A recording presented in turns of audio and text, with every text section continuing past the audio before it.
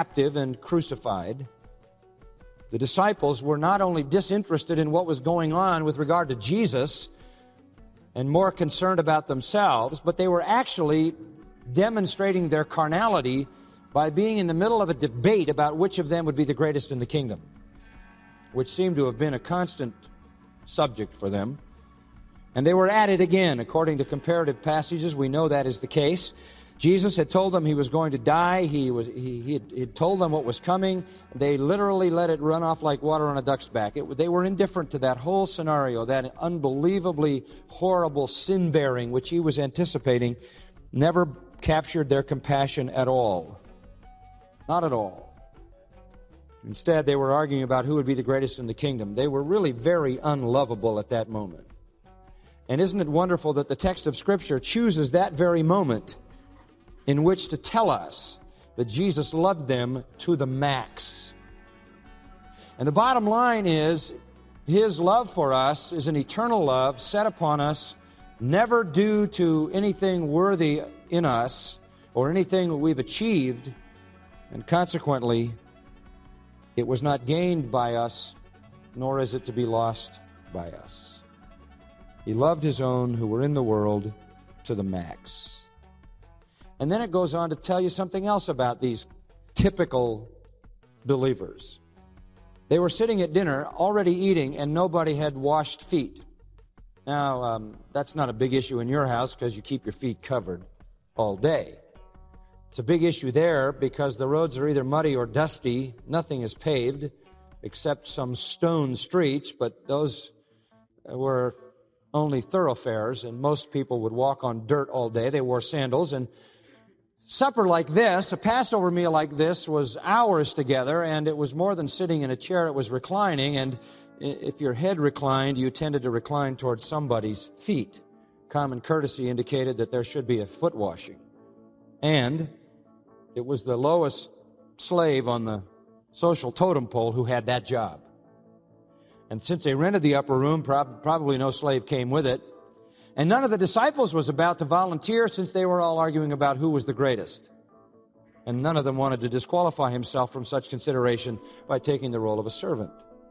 They were exhibiting selfishness, indifference, and pride.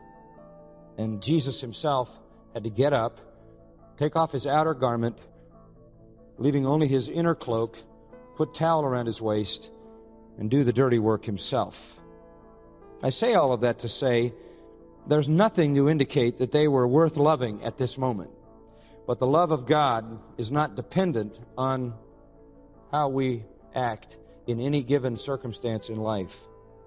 It is an unending love. At that very time, he loved them to the very max. That is just a profound and profound truth. So, the question is then, back to Romans, is there anything that can separate us from him loving us to the max?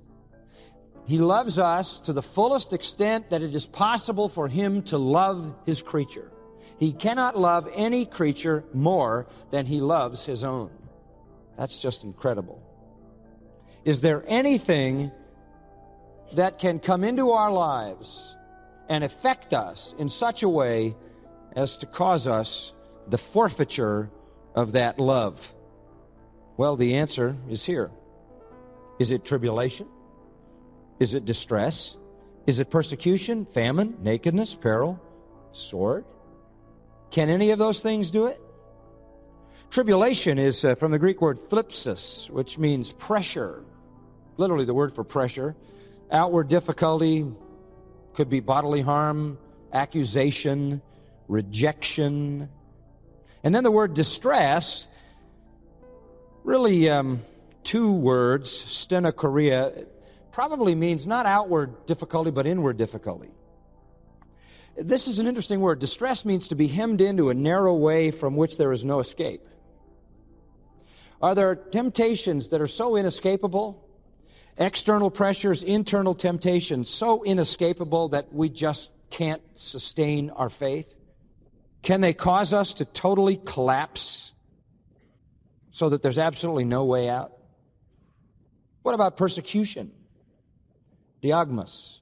What about abuse for the cause of Christ, which can get very wearying. Physical, mental suffering at the hands of Christ rejectors and God haters.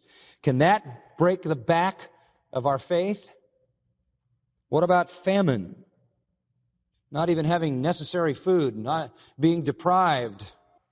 What about nakedness? That means you don't have any clothes, nothing to wear. You're so bereft, you're so poor, you're so impoverished, you don't have any food and you don't have the necessary clothing.